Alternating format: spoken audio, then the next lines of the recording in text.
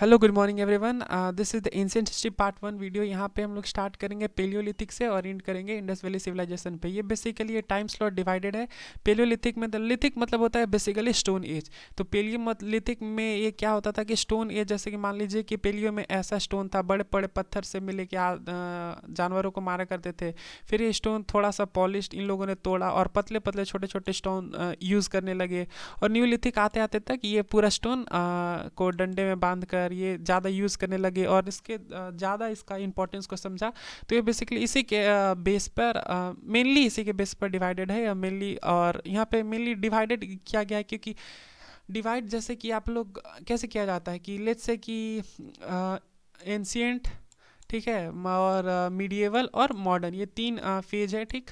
तो इसमें जैसे ही चेंज होता है, सडन ट्रांजिशन फेज होता है, उसके बीच में ये डिवाइडेड होता है। जैसे कि एंशियंट से मिडेवल तक आते आते यहाँ पे एक ट्रांजिशन फेज हुआ। यहाँ पे लोग ट्रांजिशन फेज हुआ, कल्चर चेंज हुआ, उस हिसाब से इसको डिवाइड किया जाता है। मेनली यही होता है। तो उसी में एंशियंट में भी सब पार्ट है। जैसे पेलियोलिथिक में पूरा कल्चर के हिसाब से इसमें भी बांटा गया है। Culture change, living standard, people कैसे जीते थे, एग्रीकल्चर, ये सब जैसे जैसे मतलब एक साइड से दूसरे साइड में जैसे ट्रांजिशन फेज होता है कि सपोजली ये एक सिटी है, ठीक है, और ये विलेज है। तो ये सिटी के और विलेज के बीच में जो भी ये हो गया ट्रांजिशन एरिया, तो इस फेज को लगभग एक अजम्पशन दे के डिवाइड कर दिया जाता है कि ओके। सो यहाँ पे जब भी ट्रांजिशन हुआ उसको एक फेज में दे दिया गया। जैसे यहाँ पेलियोलिथिक का टाइम स्लॉट है 2 मिलियन, मतलब 2.5 लाख। ये एक्चुअली 2.5 लाख है एक्चुअली यहाँ पे। ये कभी भी ले सकते हो, पहले से ही है। तो पेलियोलिथिक में क्या था कि यहाँ के लोग घुमक्कड़ थे आज यहाँ। तो आज मान लीजिए इधर खेत खाया पिया और फिर निकल गए रात में कहीं और। तो ये बेसिकली नोमेडिक इनका कल्चर था, ये इधर उधर घूमते रहते थे। और मेसोलिथिक में क्या था कि उन लोग पेलियोलिथिक के लास्ट लास्ट के एज में इन लोग रहने लगे और मेसोलिथिक में आते आते इन लोग परमानेंट केव्स में रहने लगे, घर बनाया, मिट्टी के घर बनाया। तो यही बेसिकली डिवाइडेड था। तो यहाँ पे आपको पेलियोलिथिक मिल जाएगा 2-2.5 लाख से लेकर 10,000 BC तक, ये पेलियोलिथिक का एज है। और मेसोलिथिक है 10,000 से लेके 4,000 BC। बीसी मतलब बिफोर कॉमन एरा और बिफोर क्राइस्ट भी बोला जा सकता है कि यहाँ पे ईसा के जन्म से यहाँ से बीसी। और ये बीसी हमेशा रिवर्स ऑर्डर में जाएगा और एडी ये हमेशा इंक्रीजिंग ऑर्डर में जाता है, ठीक है। तो यहाँ पे मेनली आपको 4,000 तक मेसोलिथिक मिल जाएगा और 4,000 से लेके 1,000 तक न्यूलिथिक एज मिल जाएगा। तो ये इस पे मत जाना क्योंकि ये गलत मैंने डायग्राम बना दिया था। तो ये हो गया आपका। फिर जैसे होता क्या है कि मान लीजिए कि कहीं कहीं पे suppose this is the map of India, ठीक है। This is the rough map, please cooperate. तो यहाँ पे मान लीजिए यहाँ पे जो इंडस वैली सिविलाइजेशन थी वो इस वाले पोर्शन पे ज़्यादा थी। तो यहाँ पे हो सकता है कि यहाँ पे मेसोलिथिक एज चल रहा हो। पीपल अभी भी यहाँ पे छोटे छोटे पत्थर यूज़, मीडियम साइज पत्थर यूज़ करना स्टार्ट कर दिए हो और लोग घर में रहना स्टार्ट कर दिया। अब ये ज़रूरी नहीं कि यहाँ के भी लोग भी वही स्टार्ट कर दे करना, ये अभी भी पेलियोलिथिक में जी रहे हो सकता है। डिपेंड, लेट्स से कि अभी के प्रेजेंट के एग्जांपल में जैसे दिल्ली है, वो दिल्ली ज़्यादा डेवलप्ड एरिया है। तो हो ये नहीं है कि उड़ीसा या झारखंड का भी कोई भी एरिया उतना ही डेवलप्ड होगा। तो ये दूसरे एज में जी रहे हैं और ये दूसरे एज में जी रहे हैं क्योंकि यहाँ के रोड्स जो भी हो गया, ट्रांसपोर्ट, इलेक्ट्रिसिटी, वट जो इन्वायरमेंट होगा और यहाँ के इन्वायरमेंट से बिल्कुल दूसरा होगा। तो ठीक वैसे ही पेलियोलिथिक कहीं कहीं पे मेसोलिथिक एज भी चल रहा होता है और कहीं कहीं पे न्यूलिथिक एज भी चल रहा होता है। तो ये ध्यान रखिएगा। तो मेसोलिथिक, और इसमें नेक्स्ट बात करते हैं। Next slide, why does not. So यहाँ पे टाइम स्लॉट डिवाइडेड है। यहाँ पे ऋग्वेदी आपको ऋग्वेदिक एरा 1500 से 1000 के बीच, और यहाँ पे लेटर वैदिक एरा है। फिर यहाँ पे महाजनपद बने, उसी टाइम पे मौर्य आया। फिर यहाँ पे 200 से लेके ये 200 BC से लेके 280 तक कोई उतना मतलब ज़्यादा एविडेंस नहीं है। इसको डार्क एज में लिया जाता है क्योंकि उतना आपको हमको आर्कियोलॉजिकल एविडेंस नहीं मिल पाया है। फिर यहाँ पे 300 से लेकर 500, तो यहाँ पे आपको गुप्ताज आएंगे। तो ये बेसिकली इतना पूरा एरिया एंशियंट में चलता है। अब यहाँ पे प्रॉफेट मोहम्मद वहाँ पे का इनका स्टार्ट होगा करना। यहाँ पे आपको टर्की साइड में यहाँ पे इन लोग का वो होगा। फिर यहाँ पे इंडिया में इन लोग का पहला जो सिंध पे कॉन्केस्ट होता है मोहम्मद गजनी का। तो यहाँ पे तब से यहाँ पे इंडिया बहुत सारे हिस्टोरियन लेट से लेते, लेकिन फिर भी यहाँ पे कल्चरल चेंज आएगा इंडिया में, सब चीज़ बहुत चेंज आएगा यहाँ पे। इंडिया के आर्मी में चेंज आएगा, मतलब बहुत सारे कल्चरल से लेके एजुकेशनल बहुत चेंज आएगा। तो उस फेज को यहाँ पे भी एक ट्रांजिशन फेज हुआ, क्योंकि पहले का लोग यहाँ पे अपने ही, जैसे कि एक एरिया है तो यहाँ पे अपने ही सीमित है और ट्रेड होता था, लेकिन बेसिकली यहाँ पे अपने ही एरिया में, तो बाहर से कोई ईरान पे जैसे अटैक हुआ सिंध के एरिया पे इंडिया में, तो उन्होंने अपना कल्चर लाया, अपना लैंग्वेज लाया, तो बहुत सारे यहाँ पे चेंज हुआ अपना। तो इसी को यहाँ पे ट्रांजिशन फेज मान लिया गया है। तो यहाँ से मिडिवल एरा स्टार्ट हो जाता है, यहाँ से यहाँ तक गुप्ता तक ये था एंसेंट इंडिया। अब यहाँ से आपको 712 एडी से लेकर बेसिकली यहाँ पे 1600 तक ये हो गया। यहाँ पे मुस्लिम एज चला था, और मुस्लिम एज नहीं मतलब ज़्यादातर मुस्लिम रूलर ही रहे थे, तो यहाँ पे ये मिडिवल एज माना गया है। और फिर जब इधर ईस्ट इंडिया कंपनी आती है, ब्रिटिशर और यूरोपियन कंट्री आते हैं यहाँ पे इंडिया में ट्रेड करने, और ट्रेड करने के बहाने से आकर यहाँ पे कॉलोनाइज कर देते हैं इंडिया को। तो यूरोपियन का भी अपना कल्चर लैंग्वेज जो भी होगा वो फिर इंडिया में आया, तो यहाँ पे भी ये एक ट्रांजिशन फेज बना। तो इसको और इसको एक पार्ट में रखा गया, और यहाँ से अलग फिर से एक मॉडर्न इंडिया का स्टार्ट हो गया। तो यहाँ से आपको ये सब इसी के बीच में अभी तक मॉडर्न इंडिया, यहाँ अभी तक करंट इंडिया तक ये मॉडर्न ही है, तो ये फेज आ जाता है। तो this was it. Let's say in the next slide. Okay तो यहाँ पे पेलियोलिथिक ये 2.5 लाख से लेकर 10,000 बीसी के बीच था, और यहाँ के मेनली लोग घुमक्कड़ थे, नोमैडिक थे। आज यहाँ तो कल यहाँ स्लैश एंड बर्न एग्री, मतलब जानवरों को मारना, केव्स में रहना, यहाँ पे हंटिंग यही था, हंटिंग और फूड गैदरिंग करना। फायर अब तक इन्वेंट हो चुका था।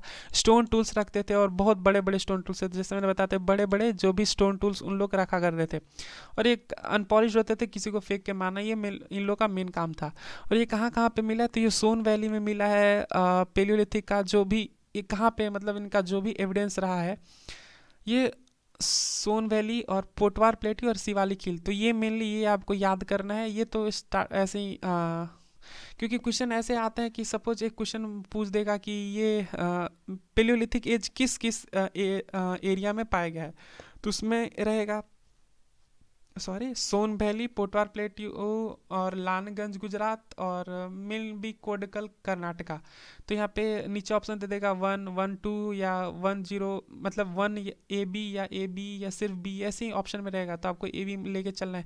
तो ये बेसिकली लोकेशन पूछते हैं कि कहाँ कहाँ पे, तो ये आपको ज़्यादा इंपॉर्टेंट है, सो ये याद कर लीजिएगा।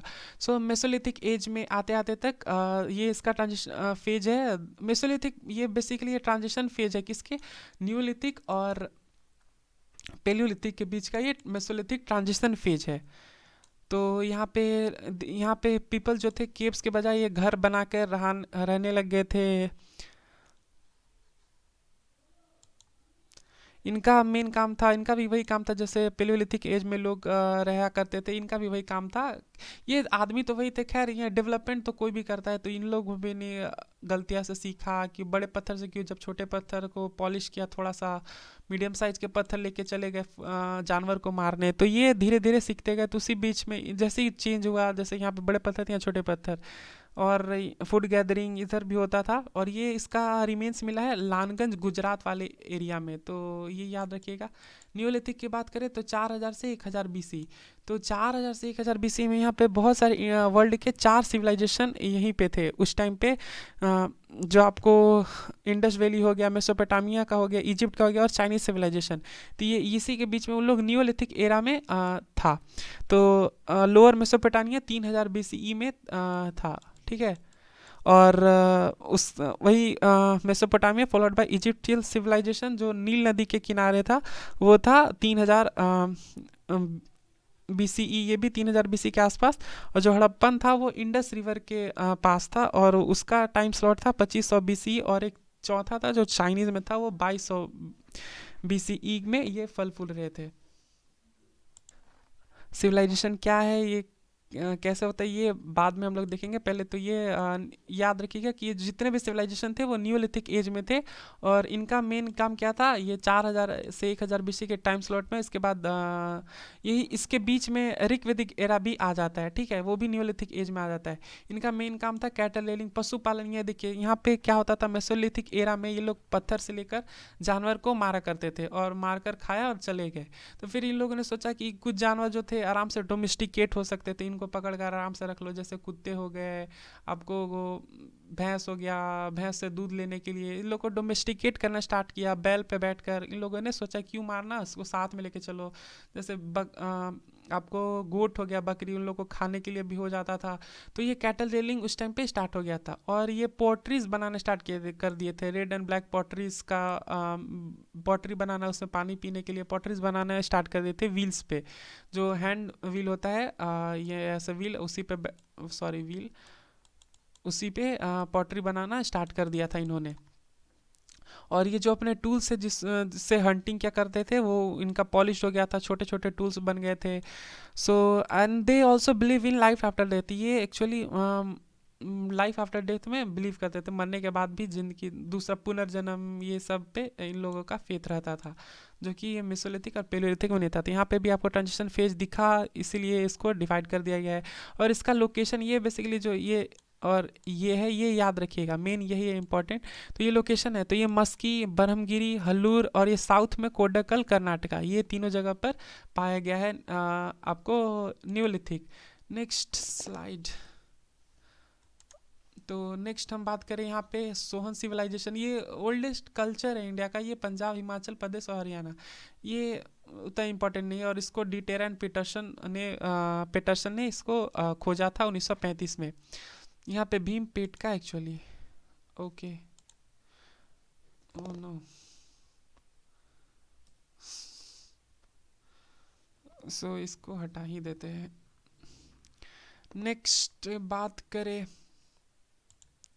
और हाँ, ये जो भीमपेटका था, वो भीमपेटका जो रायसेन डिस्ट्रिक्ट मध्य प्रदेश में, यहाँ पे सबसे पहला, मतलब ये करीब 5 लाख बीसी पुराना रॉक पेंटिंग मिला है। पहले के लोग क्या था कि ज़्यादा कहीं पे जैसे केव में रहा तो पेंटिंग बना दिया, और कुछ भी जैसे जो भी देखा उन लोगों का पेंटिंग बना दिया। सो ये सबसे ओल्डेस्ट पेंटिंग, रॉक पेंटिंग, ये एक्चुअली जो भीमपेटका में, रायसेन में, वो यूनेस्को का वर्ल्ड हेरिटेज साइट भी है। तो ये 5 लाख बीसी पुराना है। तो ये एक्चुअली कार्बन डेटिंग से पता चलता है कितना नया है, कितना पुराना है। तो ये 5 लाख बीसी पुराना है पेंटिंग, आपको रायसेन डिस्ट्रिक्ट मध्य प्रदेश में। और ये तो नेक्स्ट चालकोलिथिक कल्चर की बाद में बात करेंगे। लेट्स से अब आते हैं मेसोलिथिक कल्चर पे। ये लालगंज गुजरात में मैंने बोला था, और आदमगढ़ एमपी में ये मिला है। और आदमगढ़ जो एमपी था, उसमें पहला बार आदमगढ़ ये भी एमपी में था, ठीक है। ये आदमगढ़ एमपी में फर्स्ट टाइम यहाँ पे पशुपालन का मतलब एविडेंस मिला है कि यहाँ पे पशु को पालते थे। अब आ जाते हैं न्यूलिथिक कल्चर पे। न्यूलिथिक कल्चर जो था यहाँ पे, ये मस्की, ब्रह्मगिरी और हल्लूर में, जो मैंने पिछले स्लाइड में था, ये मस्की, ब्रह्मगिरी, हल्लूर में ये मिला है आपको। ये तो हड़प्पा हो गया। यहाँ पे मस्की, सो यहाँ पे न्यूलिथिक कल्चर ब्रिजहोम में भी मिला है, जो श्रीनगर में है, बिहार में भी मिला है, और संगम कल्लू कर्नाटका में, साउथ इंडिया में आपको देखने को मिल जाएगा। यहाँ पे न्यूलिथिक कल्चर में क्या होता था कि पीपल जो आदमी लोग जो थे, actually they starting living in DJs. वो जैसे वर्ल्ड वार 2 में जब गड्ढे बनाकर जो भी रहा करते थे, when they started live in DJs, फिर उन्होंने घर बनाया, जो भी किया, खैर उससे हमें क्या, लेकिन दे स्टार्टेड लिविंग इन डीचेस। और शिप को वुल के लिए शिप पालना स्टार्ट कर दिया था, गोट को पालना स्टार्ट कर दिया था इन लोगों ने। और इन लोग का मेन कल्टीवेशन वीट, बार्ले और राइस ज़्यादातर इन लोग बनाते थे। और ये कॉटन और ये वुल के क्लॉथ्स पहनना स्टार्ट कर दिए थे न्यूलिथिक तक आते आते। और इन लोगों ने हाँ बोन टूल्स भी यूज़ करना स्टार्ट कर दिया था। जो भी जैसे कोई भी जानवर की हड्डी हो गया, उससे बोन टूल्स बना लिया, क्योंकि वो हल्के होते थे एक्चुअली, इसीलिए, और मजबूत भी होते थे। So bone tools were found too in neolithic culture, जो ब्रिज होम श्रीनगर से मिला है। ब्रिज होम इसको बुर्जा होम भी बोला जाता है, बुर्जा होम श्रीनगर से भी मिला है ये। और बिहार से क्या है कि गंगा यमुना का जो द्वाब रीजन है, गंगा यमुना का जो द्वाब रीजन है, जिसको बोलते हैं कॉन्फ्लुएंस रीजन, उस पे भी बहुत सारे न्यूलिथिक कल्चर के एविडेंस मिले हैं। एग्री वहाँ पे क्या था कि द्वाब रीजन में क्यों रहते थे ज़्यादा, क्योंकि आपको पता है कि जब भी कोई नदी आता है अपने साथ डिपॉजिट लेके आता है, कोई भी नदी जैसे कि गंगा आया फिर यमुना आया, तो साइड साइड का जो एरिया होता है वो ज़्यादा बहुत फर्टाइल होता है। तो मेनली यहाँ पे पीपल, यहाँ पे एग्रीकल्चर स्टार्ट हो गया था, तो एग्रीकल्चर स्टार्ट कर दिया था। और साइड साइड में जो द्वाब एरिया है, जैसे गंगा यमुना का जो कॉन्फ्लुएंस है उसके आसपास को जो एरिया उसको द्वाब बोलते हैं, तो द्वाब एरिया में रहना उन लोगों ने स्टार्ट कर दिया था। और पॉट्स बनाना स्टार्ट कर दिया था, डोमेस्टिकेशन स्टार्ट कर दिया था। और साउथ इंडिया में संगम कल्लू कर्नाटका, ये याद रखिएगा, साउथ इंडिया में न्यूलिथिक कल्चर संगम कल्लू कर्नाटका, संगम कल्लू कर्नाटका, इसमें उन्होंने स्टार्ट किया था। यहाँ पे एविडेंस मिला पहली बार न्यूलिथिक कल्चर का। और ये सबसे पहले न्यूलिथिक कल्चर का जॉन लुबक ने फर्स्ट टाइम इसका टर्म यूज किया था, neolithic. So the biggest weakness of prehistoric is that we found very few human evidence. तो सबसे ज़्यादा सब चीज़ यहाँ पे मिला, पॉटरीज मिला, सब चीज़ पेंटिंग मिला, सब मिला, लेकिन आदमी का रिमेन्स बहुत ही कम मिला, मतलब लेट्स से बहुत कम के बराबर। ठीक है, नेक्स्ट आते हैं हम लोग दिस हड़प्पा, ये तो हड़प्पा आ गया। तो चालकोलिथिक कल्चर मतलब कि ये आयरन जो कॉपर एज है, ब्रोंज एज है, तो ये चालकोलिथिक कल्चर, तो ये न्यूलिथिक कल्चर के अंडर, जैसे मैंने बोला था कि कहीं पे मेटल का यूज़ कोई जान गया तो कोई मेटल का इन्वेंट हुआ यहाँ पे, तो कोई अभी भी पत्थर में जी रहा, तो ये आपको चालकोलिथिक कल्चर जो कहाँ कहाँ पे इनका इंपॉर्टेंट प्लेस है, तो ये 3 जगह से चालकोलिथिक कल्चर मेटल का यूज़ मिला है, जो कि राजस्थान, मध्य प्रदेश और महाराष्ट्र। तो ये जगह है, जैसे नेवासा, दयामावत, नासिक, प्रभास, और ये मेन ये है चंदौली और जौरवी, और मध्य प्रदेश का मालवा और राजस्थान का बनास। ये तीनों रीजन में आपको चालकोलिथिक एज के एविडेंस मिलते हैं, जहाँ यहाँ पे लोग ब्रोंज एज और ब्रोंज और कॉपर का यूज स्टार्ट कर दिया था इन जगहों पे। तो ये मेन आप याद रख लीजिएगा। तो मेनली ये बानस, मलवा और चंदौली और जौरवी है, यहाँ पे इन्होंने ब्रोंज और स्टोन को मोस्टली स्टोन को, मतलब ब्रॉन्ज कॉपर स्टोन को स्टार्ट कर दिया था। और इनका इकोनॉमी भी यही था, एग्रीकल्चर और कैटल रियरिंग। और ये हाँ, ये जो they started worshipping mother goddess, तो ये मदर गॉडेस की पूजा करना स्टार्ट कर चुके थे अब तक। तो नेक्स्ट आते हैं कि आयरन कल्चर भी देख लीजिए। थे आयरन कल्चर बेसिकली इसका जो दो ही शायद हम लोग का मेसोलिथिक कल्चर का वो छूट गया था, तो हम लोगों ने प्री हिस्ट्री में पेलियोलिथिक देख लिया और नियोलिथिक देख लिया। मेसोलिथिक जो कि एक ट्रांजिशन फेज था, यहाँ पे क्या हुआ था कि बो एरो का यूज स्टार्ट कर दिया था, तीर धनुष का स्टार्ट हो गया था, बहुत जगह पे आयरन का भी यूज स्टार्ट कर दिया था। और ये आयरन कल्चर में भी आ जाता है। मेन क्रॉप इन लोगों का रागी इन लोग का मेन क्रॉप था। और बोलते हैं कि ये मुरुगन की पूजा करते थे, मुरुगन जो कि शिव जी के बड़े बेटे जो कार्तिकेय, जिसको साउथ इंडिया में बोला जाता है। ठीक है, और आयरन कल्चर, ये आयरन का इन्वेंट हो चुका था तब। अब नेक्स्ट आते हैं हम लोग Harappa. Let's start Harappa. So this is the Indus valley civilisation. तो ये पूरे एरिया में इंडस वैली सिविलाइजेशन था। ठीक है, तो इसका नोट्स चिंता मत करना, नोट्स मैं दे दूंगा ग्रुप में। ठीक है, तो ये हड़प्पा सिविलाइजेशन जो था ये 2350 बीसी से लेकर और ये 1750 बीसी के बीच में था।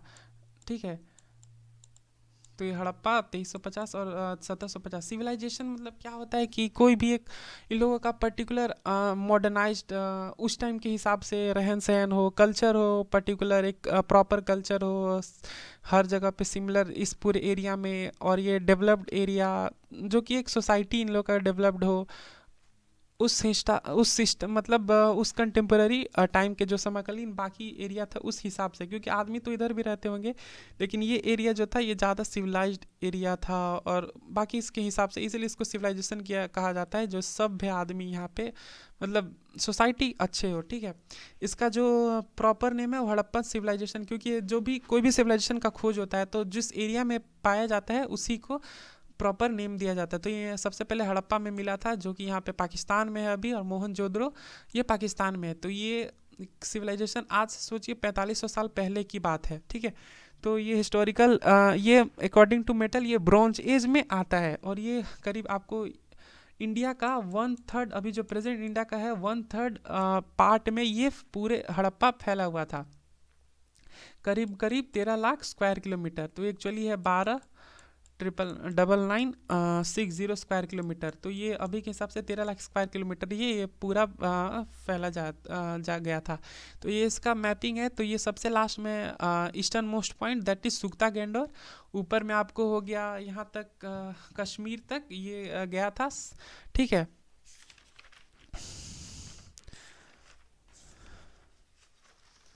और यहाँ पे मांडा हो गया आपका नॉर्दर्न साइड में, सबसे ऊपर मांडा हो गया, ठीक है।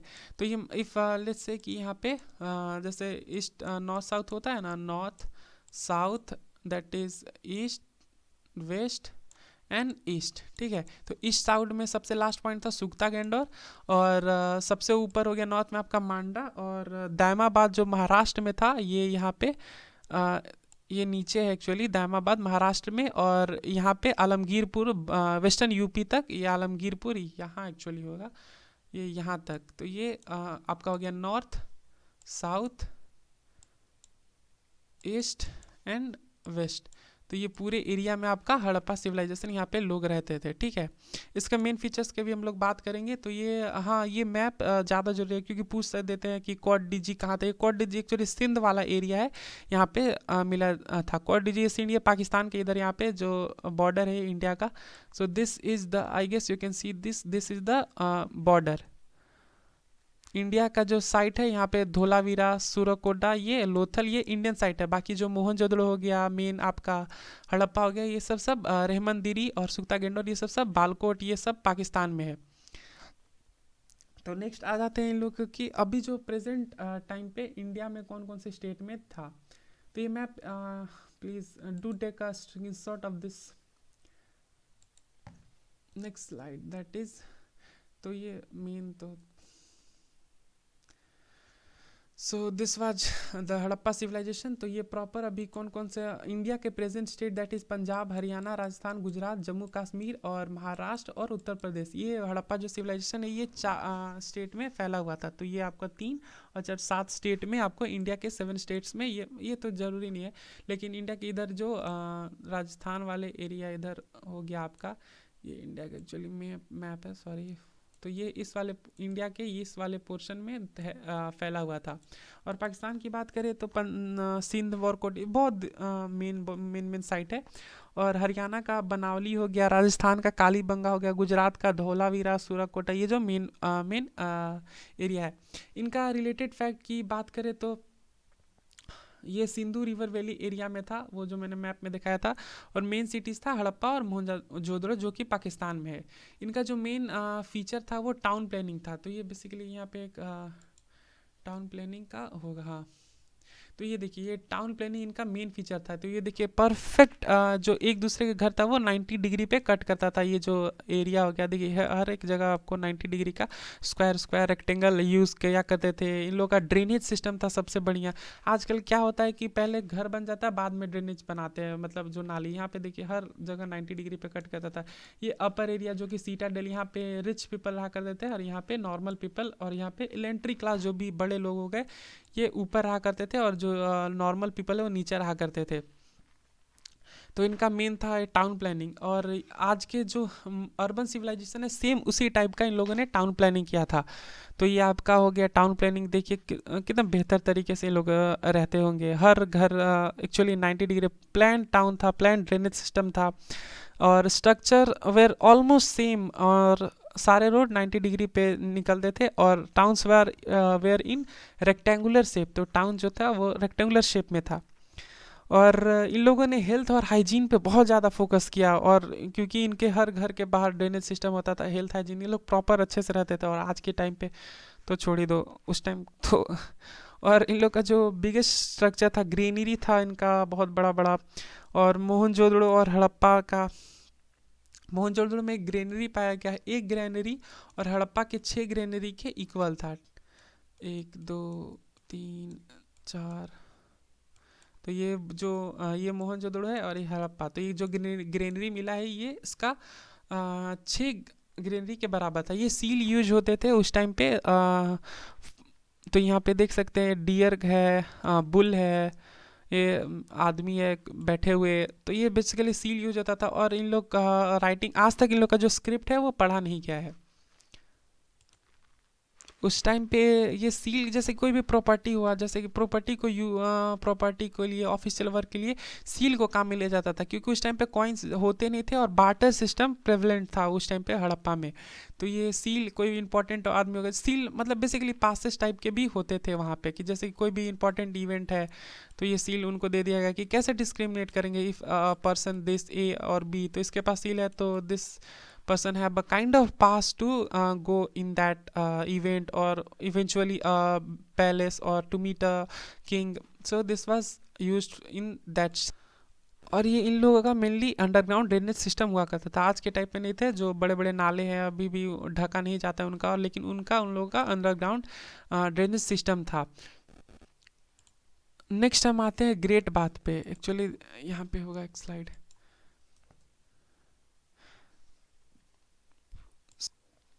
दिस वॉज द ग्रेट बात। तो यहाँ पे आप देख सकते हैं यहाँ पे पानी बह रहा रहता था, और ये सामूहिक स्नान के लिए या जो भी था उसके लिए ये यूज़ किया जाता था। आपने मोहनजोदड़ो एक मूवी देखी होगी, उसमें इसका एक यूज़ दिखाया गया। मतलब एक साइड साइड में कोई भी एक इवेंट हो रहा था और ये बीच में था स्विमिंग पूल मॉडर्न इंडिया के। और ये इसका हाइट कितना था, तो ये 8 फीट गहरा थे, ठीक है। ये जो यहाँ से यहाँ तक का डिस्टेंस था 8 फीट गहरा, और 23 फीट यहाँ से यहाँ तक का डिस्टेंस था। Let me clear that. तो ये बेसिकली सामूहिक स्नान के लिए और swimming pool kind of thing था। तो ये 23 फीट आपका, और यहाँ से यहाँ तक का डिस्टेंस जो था 39 फीट थे, ठीक है। और ये 8 फीट इसका डीप, ये 8 फीट डीप था। तो ये ग्रेट बाथ का एविडेंस भी मिला है हड़प्पा से। नेक्स्ट रिलीजन की बात करें तो हमारा यहाँ पे मैच्योर फेज, यहाँ पे आपको ग्रेट बात हो गया, टाउन प्लानिंग हो गया। तो ये एक्चुअली नोट्स पीडीएफ में ग्रुप में दे दूंगा, so please do message if you are in the group और नॉट। सो यहाँ पे ग्रेनरी का भी देख लिया, वहाँ पे उन लोग बहुत सारे ग्रेनरी रखा था। और नेक्स्ट आते हैं रिलीजन पे। रिलीजन यहाँ इन लोगों की 3 डायरेक्शन मेनली डिवाइड करते हैं। यहाँ पे ये नेचर वर्शिप ज़्यादा करते थे। यहाँ पे आइडियल वर्शिप था नहीं, क्योंकि मूर्ति पूजा भी उस टाइम प्रेवलेंट नहीं था। कोई भी मंदिर, कोई भी कुछ आपको वहाँ पे नहीं मिला है। तो ये ट्री की मेनली पीपल ट्री की पूजा करते थे। People tree was main. Animal में हम्प्ड बुल का पूजा हो गया। ह्यूमन में ये प्रोटोसिवा अर्धनारीश्वर की पूजा करते थे मोहनजोदड़ो में जो मिला है। और मदर गॉडेस की पूजा करते थे, मदर गॉडेस की पूजा, मदर गॉडेस, ठीक है। और ये एनिमल में हम्प्ड बुल, जो बुल होता है, ठीक है, उसके पीठ पे जो ऐसे निकला हुआ था, sorry I am very bad at drawing, ये बुल है।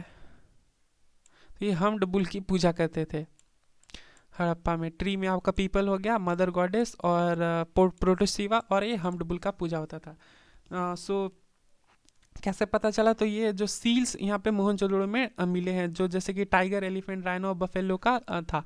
लेकिन काऊ का और हॉर्स का ये नहीं मिला है सील, जो भी है। तो शिव का सील मिला था, और 2 डियर भी मिले हैं। और हड़प्पा से, जैसे मोहनजोदड़ो से आपको मिला था सील्स, और हड़प्पा से शिवलिंग का स्टैचू मिला है, which prove to be a worship of Shiva. और मेन ये जो हड़प्पा के लोग थे ये तंत्र मंत्र पे ज़्यादा बिलीव करते थे, and they do believe in ghost, भूत पे ये भी विश्वास करते थे। Now coming to the economy of the Harappa civilisation, let's in the slide. Economy, तो इनका मेन इकोनॉमी क्या था, एग्रीकल्चर था, इंडस्ट्री था, क्राफ्ट्स बनाना, ये इकोनॉमी। ट्रेड करते थे लोथल में, जैसे एक डॉकयार्ड था लोथल जो गुजरात के पास है, यहाँ पे उनका डॉकयार्ड था जो ट्रेड के लिए ज़्यादा यूज होता था। तो ये सब क्वेश्चन एक्चुअली पूछता है कि उस टाइम रेलेवेंस पूछेगा कि हड़प्पा और प्रेजेंट इंडिया में उसका वो बताइए रेलेवेंट क्या क्या चीज़ था, क्या क्या चीज़ कॉमन म्यूचुअल चीज़ को लेकर दे देगा कि उस टाइम पे। अब जैसे कि उस टाइम रिलीजन को लेकर मेनली लेट्स से कि रिलीजन को लेकर, तो अभी भी हिंदुइज्म में ट्री का पूजा होता है, एनिमल का पूजा होता है और ह्यूमन का पूजा होता है, सो ये ज़्यादा पूछा जाता है। तो economy they basically depend on agriculture, industry and craftsmanship, क्योंकि वहाँ पॉटरी बनाए जाते थे बहुत सारे डिज़ाइन के। जैसे घड़ा बनाया तो उसमें भी डिज़ाइन दे दिया। और हाँ, टेराकोटा फिगर भी यूज़ करते थे लोग, टेराकोटा, ये याद रख लीजिएगा। So notes, I have the notes. So ये बेसिकली आप समझ लीजिए। यज्ञ कुंड भी मिला है कहाँ से? तो ये लोथल और कालीबंगा से आपको यज्ञ कुंड मिलेगा। और नेक्स्ट है this is funeral. Funeral जो कि सिमेट्री बहुत मिला है, और इसका ज़्यादा evidence we don't get much evidence regarding it, but whatever information available is prove that they mostly buried their dead bodies. तो ये जितना भी अभी तक एविडेंस मिला है, ये उससे हिसाब से ये डेड बॉडी को ज़मीन में अ, गाड़ दिया करते थे, ब्यूरिड कर देते थे, खुले में छोड़ दिया, बहुत सारा है। सो ये बेसिकली बहुत मेथड यूज़ कर देते हैं कि खेत में बॉडी को छोड़ दिया, फिर आ, गड्ढे में डालकर छोड़ दिया, कहीं कहीं पे इसको जलाने के भी एविडेंस मिले हैं, बहुत सारे 3 टाइप के एविडेंस मिले हैं। और ये याद रखिएगा, जो अभी प्रेजेंट में हिंदुइज्म में किया जाता है कि जो इनका हेड होता था, सॉरी ये आदमी का हेड है, suppose this is a man and it's a dead body of a man और वुमेन, वट एवर यू से। सो इनका जो सर था वो नॉर्थ के साइड में और साउथ के साइड में पैर रखा जाता था, क्योंकि head of the dead body is always located in the north side. So Aryan believe that sleeping person don't keep on. जो आर्यन का इन्वेजन हुआ था, तो आर्यन ने ये देखा, सो उस टाइम से इन लोग इम्प्लीमेंट कर दिया, और ये आज तक भी हिंदुइज्म में चलते आ रहा है। और इसका एक्चुअली साइंटिफिक एविडेंस भी है कि मैग्नीट्यूड का, ये जोग्राफी पोर्शन पे है। सो फनरेल के बाद लास्ट में आ जाता है कि जो भी इन लोग डेड बॉडी बरी करते थे, तो ये जो भी उस आदमी का पर्सनल बिलोंगिंग होता था वो उसके साथ दफना देते थे। आज क्या होता है, जो भी आज के टाइम पे जो भी सस्ता सामान है, जो महंगा चीज़ है, उसको दफना दिया जाता है। जो जैसे कि महंगा हो गया अंगूठी, चेन, ये सब ऑर्नामेंट्स हो गए, ये सब रख लिया जाता है, और बाकी तकिया ये सब दफना दिया जाता है। सो हिस्टोरियन बिलीव दैट कि क्यों पर्सनल बिलोंगिंग को रखा जाता था, क्योंकि मे बी शायद उनको अगले जन्म में ये चीज़ काम दे। तो this was the belief of many historians and may be a belief of Harappans too. Sati system ये प्रिवलेंट नहीं है, बहुत कोई मानता था नहीं था, क्योंकि क्या हुआ कि एक कपल का डेड बॉडी, अब वो कुछ भी सर्कमस्टांसेस थे ये किसी को नहीं पता, लेकिन कपल का डेड बॉडी मिला है। सो मैनी बिलीव दैट कि यहाँ पे सती सिस्टम प्रेवलेंट था। सती सिस्टम क्या है कि if this is a women and her husband dies, so दोनों का एक साथ ही दाह संस्कार, ये जिंदा होने पे जिंदा जला दिया जाता था। तो ये कोई कोई मानता है या नहीं है, क्योंकि एक डेड बॉडी मिला था जो कि एक कपल का डेड बॉडी था। अब इतना इन लोगों का सिविलाइज था, तो ये अचानक से कहाँ गया? आज से 4500 साल पहले की बात है, तो ये कहाँ चले गए? तो बहुत ज़्यादा थ्योरीज है, different historians give different theory. So whatever study is being done, it was based on regional area and specifies a decline in particular area। तो ये particular area में decline की बात करते हैं। तो इनका मेन इकोनॉमी तो हम लोगों ने देख लिया। तो यहाँ पे नेक्स्ट आता है डिक्लाइन ऑफ हड़प्पा। तो माना जाता है कि आर्यंस का जो इन्वेजन हुआ था, जो बहुत कोई मानते हैं अब आर्यन कहाँ से आए थे, आर्यन को मेनली माना जाता है तो ये ईरान साइड से, इस सेंट्रल एशिया से आए थे। बाल गंगाधर बोलते हैं कि आर्ट उनके की जो किताब है आर्टिंग होम ऑफ आर्यंस, वो उधर आर्टिक साइड से आए थे। बहुत कोई की आर्यन एक्चुअली कोई रेस नहीं था, ये बेसिकली लिंग्विस्टिक ग्रुप थे, संस्कृत के लिंग्विस्टिक ग्रुप, उनका इन्वेजन हुआ हड़प्पा वाले इस पर्टिकुलर एरिया पे। तो मॉन्टे विलर ने बोला कि ये अटैक ऑफ आर्यन, किसी ने डेल्स एंड राइस ने बोला कि फ्लड आया, अर्थक्वेक आया। तो इतना जब सिविलाइज था तो ये फ्लड से भी बच सकते थे, उसका भी कोई उपाय इन्होंने लगा दिया होगा। मोहनजोदड़ो मूवी में यही दिखाया कि मोहनजोदड़ो फ्लड के कारण ये इतना फ्लरिश था उस टाइम पे, तो ये फ्लड के कारण मूवी में ऐसा दिखाया। और डेल्स एंड राइस ने भी बोला था कि फ्लड और अर्थक्वेक के कारण अचानक से ये अचानक से कैसे ख़त्म हो गया, जब उतना सिविलाइज थे तो इसका भी उन लोगों ने कुछ उपाय लगाया होगा। फिर बोलते हैं कुछ लोग कि कुछ लोग जैसे कि क्या सूद एंड अगर अग्रवाल ने बोला कि ये घाघरा रिवर जो उस टाइम पे बहता था उस वो सूख जाने के कारण आदमी लोग वहाँ से चले गए, लेकिन बहुत सारा डेड बॉडी एक साथ मिला तो उससे भी इन लोगों को शक होता है, ठीक है। नाउ टेक्टोनिक डिस्ट्रप्शन भी बोला जाता है, ये थ्योरी दिया था लैंडब्रिक ने, लेकिन ये भी नहीं ज़्यादा रेलेवेंट है। सो क्लाइमेटिक चेंज ओरल स्टीन ने दिया था कि क्लाइमेट का चेंज हुआ और ये वहाँ से निकल गए, तो ये भी शायद और मेन ये जो थ्योरी माना जाता है कि इन्होंने जो नेचुरल रिसोर्सेस है उसका बहुत ज़्यादा यूटिलाइज कर दिया और वहाँ पे ख़त्म हो गया, ये फेयर सर्विस ने दिया था ये थ्योरी। तो सबसे ज़्यादा माना जाता है यही थ्योरी एक्सेप्टेड है, मोस्ट एक्सेप्टेबल थ्योरी। तो ये डिक्लाइन हुआ हड़प्पा का, और ये कहाँ चली गई आज से उतनी अच्छी नगरीय सभ्यता थी, पूरे वर्ल्ड की सबसे बड़ी सभ्यता थी हड़प्पा, ठीक है। यहाँ पे चाइनीज़ था, इधर यहाँ पे इजिप्टियन सब नील नदी के किनारे इजिप्ट के सिविलाइजेशन था, और यहाँ पे मेसोपोटामिया सिविलाइजेशन था। तो ये वर्ल्ड के 4 ही सिविलाइजेशन थे उस टाइम पे फ्लरिश कर रहे थे, और सबसे बेस्ट हड़प्पा था। प्री और पोस्ट हड़प्पा की बात करें तो जो बिफोर 2350, तो ये जो 2350 टाइम स्लॉट दिया गया है, बहुत हिस्टोरियन का बहुत अलग अलग है, तो उससे भी पहले कुछ लोग रहते ही होंगे। So those people were Harappan trades being found they are called pre Harappa. तो 2350 से पहले जो थे उसको प्री हड़प्पा बोल जाता है, और 2300 और इधर जो इंड ऑफ हड़प्पा के बाद जो पोस्ट हड़प्पा, तो प्री हड़प्पा के भी कुछ कुछ साइट्स हमें मिले हैं। Let's say if it we have do, so this was the last live. So pre Harappa के बहुत सारे यहाँ पे भी आपको sorry pre Harappa and this is post Harappa, और बीच में मेच्योर हड़प्पा जो कि ख़त्म हो गया। तो इससे पहले भी कोई रहा होगा, पोस्ट में उसके बाद में भी कोई रहा होगा। तो प्री हड़प्पा का साइट कहाँ कहाँ से एविडेंस मिलता है, तो कालीबंगा राजस्थान, ये भी राजस्थान में, बनावली हरियाणा में, और आमड़ी जो पाकिस्तान सिंध वाले एरिया उसमें, और जूकर जंकर जो सिंधु वैली में है, तो वहाँ से प्री हड़प्पा का एविडेंस मिलता है। पोस्ट का मेच्योर हड़प्पा का भी हम लोग देखा, जो भी था मोहनजोदड़ो वाला एरिया।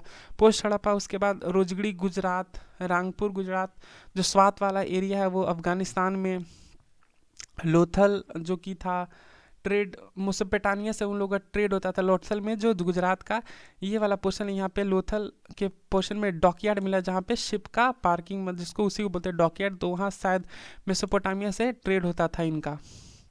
सो दिस वेर ये फेस हो गया। मेच्योर फेज वो कालीबंगन में। सबसे अर्ली हड़प्पा ये आमिर नोट जो कोट डीजी पाकिस्तान जो आपको अफगानिस्तान वाला, अरे सॉरी पाकिस्तान वाले एरिया में आपको कोट डीजी मिल जाएगा, सिंध वाले एरिया में। तो अदर फैक्ट्स की बात कर ले तो ऑल दो Harappa was founded by Dayaram, but in 18 Dayaram ने हड़प्पा का फाउंड किया था, बट 1826 में एक्चुअली एक नोट्स है तो I will provide that to.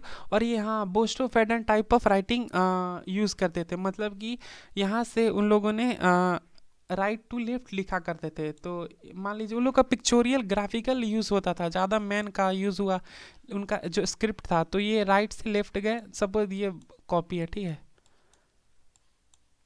तो ये लोग राइट से लेफ्ट बोस्टोफोडन स्टाइल में लिखते थे। ये यहाँ से लिखा, यहाँ से लिखते लिखते लिखते गए, यहाँ आए तो फिर ये ऐसे लिखा, फिर यहाँ से ऐसे, फिर यहाँ से ऐसे, फिर यहाँ से ऐसे, तो ये बोस्टोफोडन स्टाइल ऑफ राइटिंग ये है ये। सो यू कैन अंडरस्टैंड, ये इन लोग ऐसे लिखा करते थे। ये एक्चुअली पिक्चोरियल नहीं है, ह्यूमन के यूज़ में, वैसे इन लोग का स्क्रिप्ट आज तक जो कि पढ़ा नहीं गया कभी। और राखी गढ़ी जो इंडिया का जो लार्जेस्ट साइट है जो कि हरियाणा में है, लेकिन सॉरी हाँ, उससे पहले सबसे बड़ा जो साइट था इंडिया का वो धौलावीरा था, लेकिन अभी राखी गढ़ी जो कि हरियाणा में मिला है। सो और यहाँ पे ब्रोंज की एक डांसिंग गर्ल भी मिली है, एक उसने हम एक सर पे हाथ रखा है, एक पीछे, एक्चुअली फ़ोटो आप सर्च कर लीजिएगा, आई जस्ट फॉरगॉट तो ये डांसिंग गर्ल का फ़ोटो मिला है। और यहाँ इन लोग मेज़रमेंट टेक्निक यूज़ किया करते थे, इन लोग का प्रॉपर मेज़रमेंट टेक्निक होता था, और ये ब्रोंज स्टिक का यूज़ करते थे, लोथल में मिला है। और इनका रेशियो होता था 16 के रेशियो में इन लोग नापा करते थे कोई भी चीज़, 16 का रेशियो में, जैसे कि स्टार्टिंग होता था इन लोग का 16 से, हम लोग कभी 1 ऐसे रेशियो यूज़ करते, लेकिन लोग 16 32 64 टाइप के यूज़ में करते थे। सो this was it for the Harappan. यहाँ पे हड़प्पा ख़त्म होता है और ज़्यादा क्वेश्चन पूछे जाते नहीं है एक्चुअली। क्वेश्चन का मैं actually I have the question. So UPSC उतना पूछता नहीं है, बस कहीं कहीं पे आपको फैक्ट्स क्लियर होने चाहिए, उसी से रिलेटेड पूछता है। So thank you, bye bye.